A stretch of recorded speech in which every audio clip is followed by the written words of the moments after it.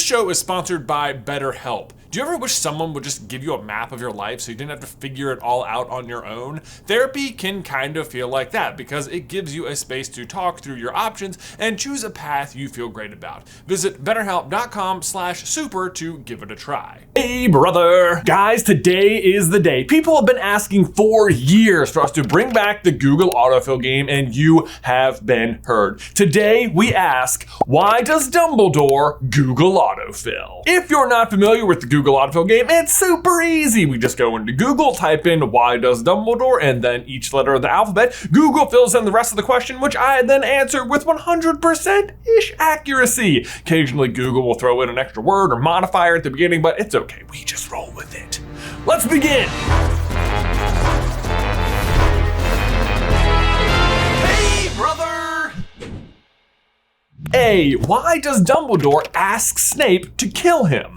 Should have known this would be first, but it's a very simple answer. It happens in Half-Blood Prince when Draco has been tasked by Voldemort to kill Dumbledore as punishment for Lucius losing the prophecy the previous year. But in the time it took Voldemort to come up with that brilliant scheme, Dumbledore has done the work for him by discovering one of Voldemort's Horcruxes, the ring in the old Gaunt Shack. Dumbledore immediately recognizes it as the Resurrection Stone, and hoping to see his family again, he puts it on, but accidentally unleashes a deadly curse unto himself. Thankfully, Snape is able to slow down the curse, but the clock is now ticking, and Dumbledore asks Snape to kill him when the time comes so that Draco won't have to, in order to spare Draco from tarnishing his soul. B, why does Dumbledore's brother hate him? Okay, so to be fair, hate might be kind of a strong word here, but Albus's brother Aberforth dislikes him because he blames Albus for the death of their sister, Ariana. He believes that if Albus had been more focused on her and less focused on, well, world domination with Grindelwald, she might still be alive, and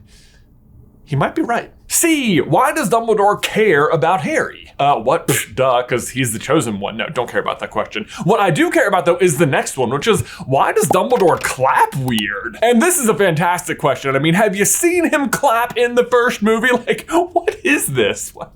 To me, this has actually always just been an example of how polite Dumbledore is. Like, it looks kind of like a little golf clap, but it's even more considerate. Like, he's not even putting the insides of his hands together. That said, though, I've always imagined he has also, magically enhanced this clap to sound as if he was clapping like a regular person. Thus, he's able to respond with robust enthusiasm, but still maintain his polite composure. D, why does Dumbledore drink the potion in the cave? To which, what do you mean? Why did he drink it at all? Or, just instead of Harry? Well, specifically, he drinks it because he and Harry are looking for the Horcrux, and he concludes that the only way to retrieve it is drink it. First of all, this always bothers me that he never tries to just scoop it out and dump it on the floor. He gets so focused on magically getting rid of the potion, he never thinks of this obvious analog way to do it. And then don't even get me started on how Harry never tries just pointing his wand directly in Dumbledore's mouth and summoning the water. He fills the cup with the water and then hands him the cup, and that doesn't work, but just point your wand right in his mouth, man. Although that probably wouldn't have worked either, but he doesn't even try. As for why Dumbledore drinks it instead of Harry, Harry actually asks him that too. Why can't I drink the potion instead? Asked Harry desperately.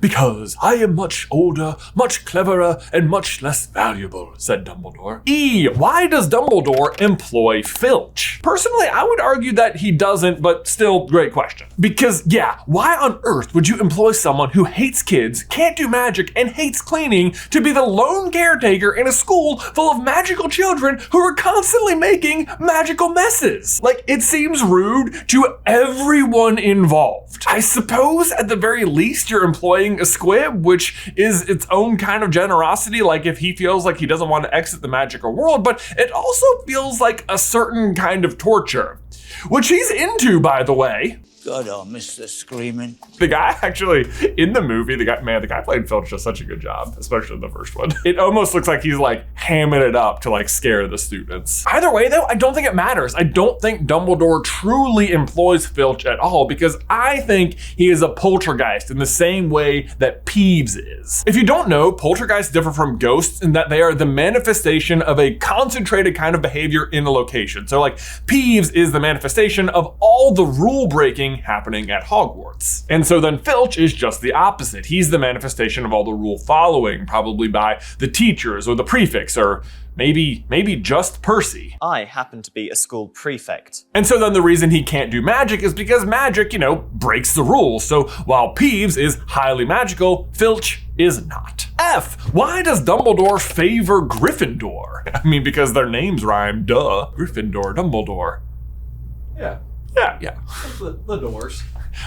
Better than Jorgen and Jordan.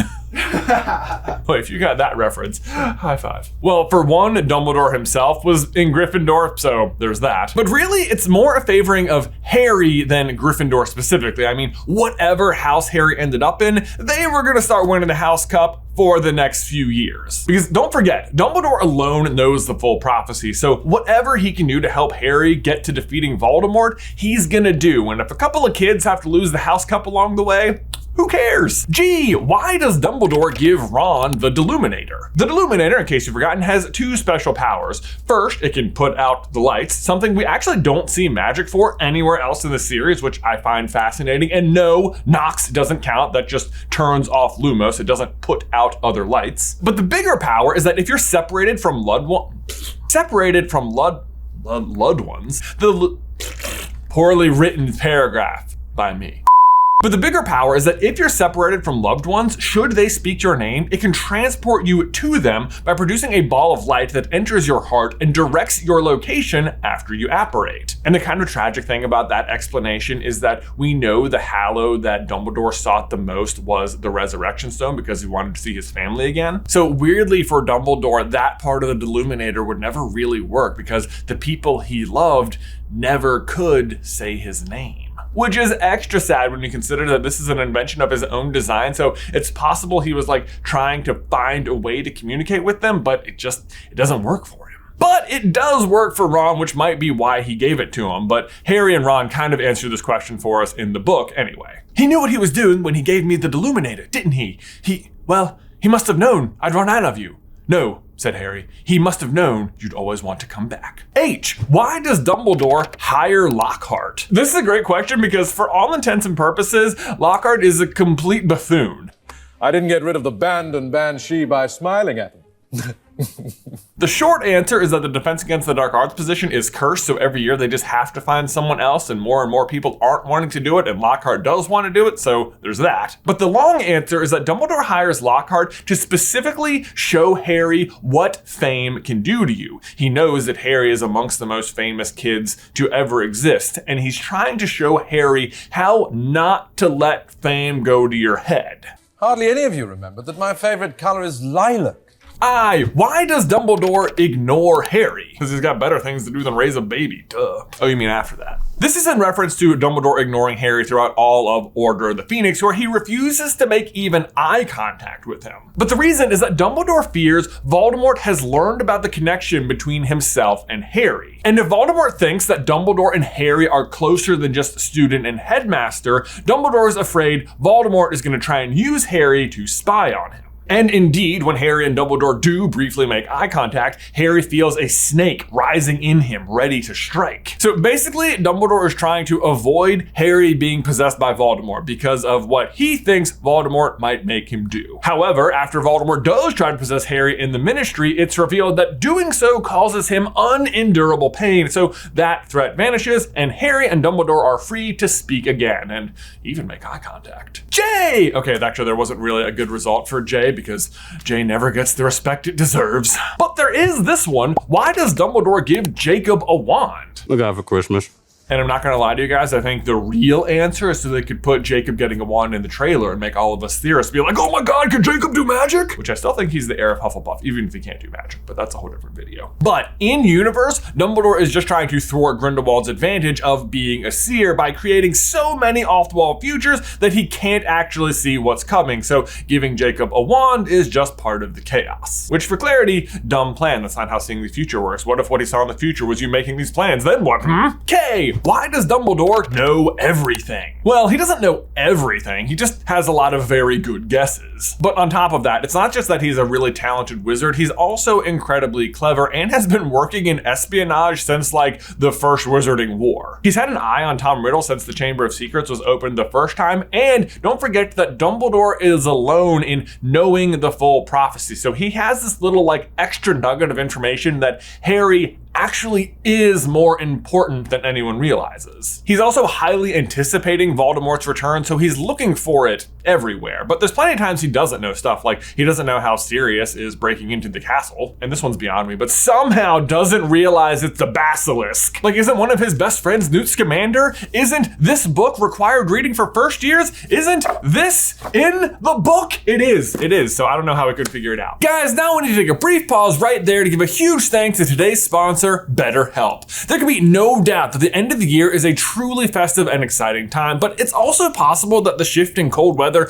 or the wake that follows all the fun can result in the seasonal blues. This definitely happens to me, and it can be the time of year or even after just a fun vacation. It's frustrating how it can happen, like I'll have been spending time with family, eating amazing food, taking time away from work, and then all of a sudden, seemingly out of nowhere, I can just find myself feeling down. Like the fun thing is over and now I have to wait for the next thing to roll around. But honestly, that's where therapy can step in by adding something new and positive to your life that can counteract some of those feelings and help you build tools to overcome them when they do happen. Like for me, one of the things therapy helped me zero in on was just how much better I felt after I would go on a bike ride in the woods with my friends. And now I just make sure I have those outings planned in advance. Things like that might sound obvious to you, but that's why therapy is helpful, because on the outside, maybe it is obvious. It's just not obvious to you. So if you're thinking of starting therapy, give BetterHelp a try. It's entirely online, designed to be convenient, flexible, and suited to your schedule. Find your bright spot this season with BetterHelp. Visit betterhelp.com/super today to get 10% off your first month. That's BetterHelp, HELP.com/super. Link is in the description down below.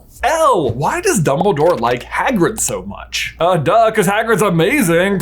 No, but I think this is a question because it falls into the same category as why does he trust Snape so much? Like, one seems evil and one seems kind of clumsy, and yet Dumbledore trusts both with his life. I would trust Hagrid with my life. And Snape's reveal about Harry's mom is like a huge plot point with tremendous payoff for the overall story, so it feels like why Dumbledore trusts Hagrid should be equally epic. And honestly, I think it is, but I also don't think we're ever gonna get to see it, because it doesn't look like we're getting a 4th or 5th Fantastic Beasts movie. My best guess is that it has something to do with defeating Grindelwald. That battle takes place in 1945, Hagrid is expelled in 1942, so he would have been around at the time and Dumbledore would have already helped like keep him on at Hogwarts as gamekeeper. Plus, the series is called Fantastic Beasts and Where to Find Them, and Hagrid's whole thing is beasts. So whatever Hagrid did, I'm thinking it was essential to defeating Grindelwald and probably saves Dumbledore's life, and that's why Dumbledore trusts him so much. M, why does Dumbledore make Malfoy a prefect? Great question, and Malfoy being a prefect feels incorrect when you're fed the story from Harry's point of view, but we know each house gets a boy and girl prefect per year, so really, just think about who the other Slytherin boy options were. Crabbe? Goyle? Zabini? I mean, I guess Zabini does get invited to the Slug Club, but Draco is just a more competent wizard overall, so even if Dumbledore doesn't like him, which I don't even think is true, it's really just process of elimination. Also, had Lucius not already been in Azkaban, there's no doubt Malfoy would have been in the Slug Club. Slughorns just, playing favorites as usual. Speaking of Slughorn though, N, why does Dumbledore need Slughorn's memory? And he almost doesn't. Like, he successfully concluded that Voldemort created multiple Horcruxes, but he just doesn't know how many, and that is the crucial bit of information inside of Slughorn's memory that Dumbledore needs. Okay, so there's not really one for O, but I guess we can go with why was Dumbledore so old? Well, you see, age is based on number of years alive, and Dumbledore was born in 1881, so really, it's just math. No, but wizards are simply capable of living longer than muggles, so older ages isn't that uncommon. There's actually a scene in one of the movies where a headline reads that the average life expectancy is 137 and a half. Also, not for nothing, Dumbledore is friends with Nicholas Flamel, who had access to the elixir of life, so who knows, maybe there were some Sorcerer's Stone shenanigans at play, but I kind of doubt it. You don't look a day over 375. P, why does Dumbledore put on the ring? We kind of answered this a little bit earlier, but it's because he recognized the ring as the Resurrection Stone and one of the Deathly Hallows he had so sought after in his youth, and thought that putting it on would allow him to see his family again. And in a way, if it had killed him, I guess he would have. Q, why did Dumbledore hire Quirrell? Well, when Quirrell was hired, it was actually for the Muggle Studies position, and Quirrell was just a bright former student. But as ever, the Defense Against the Dark Arts position is cursed, and so it constantly needs a new professor, and Quirrell got moved to there. And then during the summer before Harry meets him is actually when he comes across Voldemort, but before that, he's just a regular guy who wanted to prove himself.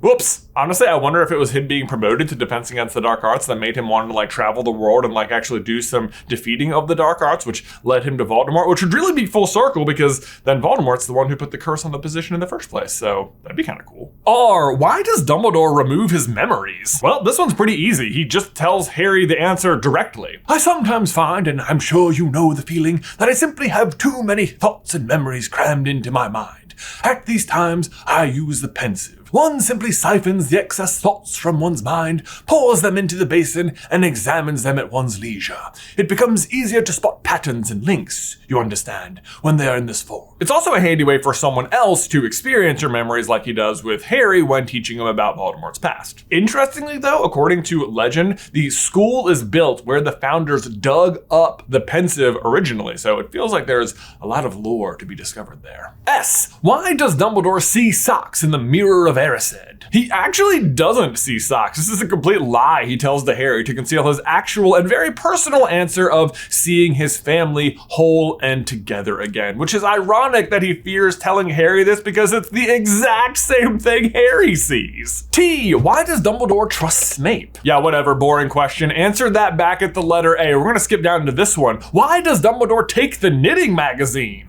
I do love knitting patterns. So I actually do love that scene, but it is not how it goes down in the book. Dumbledore does still admit to loving knitting patterns, who doesn't, but he uses it as his excuse for why he was in the bathroom so long. But the real reason is so Slughorn has alone time with Harry and begins to want to collect it. That said, I don't think he's lying about enjoying knitting patterns either. I think he has his own fascination with the Muggle world. Like, he likes the lemon drops, and I do think he probably knits by hand, not by magic. U, why does Dumbledore use the Elder Wand? Great question. So Dumbledore did seek the Hallows in his youth and is eventually tempted by the Resurrection Stone, as we've talked about a little bit earlier. But as for the wand, he wins it from Grindelwald, who had sought it out for power, which Dumbledore no longer trusts himself with. However, clever as he is, he knows that he is very powerful and that if he has the wand, it is unlikely to end up in any other wrong hands. So, in his own words, I was fit to own the Elder Wand and not boast of it, not to kill with it. I was permitted to tame it and use it because I took it, not for gain, but to save others from it. V, why does Dumbledore's voice change? I'm not sure I understand this question. I mean, he's played by 3 different people, like Jude Law and Richard Harris and Michael Gambon, and they're all just different people with different accents, so that's why his voice changes, right? You're welcome! W, why does Dumbledore want socks? Well, according to him, one can never have enough socks, and personally I agree. Socks are amazing! Man, this whole video is just a throwback. X, wow, really nothing for X, so dance party?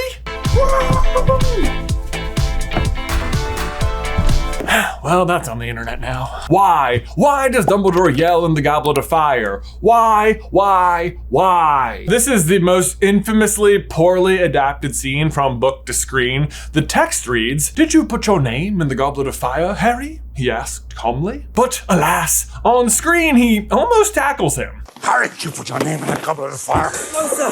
But the answer is that Michael Gambon, who's playing Dumbledore in that scene, never read the books at all and was determined to make the character his own. And in an interview, he actually said, he's got to be a bit scary. All headmasters should be a bit scary, shouldn't they? A top wizard like him would be intimidating, and ultimately, he's protecting Harry. Essentially, I play myself. A little Irish, a little scary. That's what I'm like in real life. And truly, despite his different interpretation of the character, he has gone on to be a quite beloved representation of Dumbledore. May he rest in peace. And finally, Z. Why does Dumbledore zip so gracefully on a broomstick? Okay, fine, I made this one up. It didn't say anything for Z, but it's in reference to when Dumbledore and Harry are riding back from Rosemerchus and he like lowers himself on the broom like a seeker. And our theory is that when Harry says, "The youngest Quidditch player in a century," according to McGonagall, that the player in question is actually Dumbledore. What? But if you do the math, Dumbledore's first year would have been in 1892, and Harry's first year is in 1991, so it's 99 years, or basically rounding up to a century. And Elphius Doge says that Dumbledore racked up every accolade possible at Hogwarts, so you have to think that means winning the Quidditch Cup, so he played Quidditch, and that would have also made him the youngest player in a century. But also fine, it didn't actually say anything for Z. Dance party.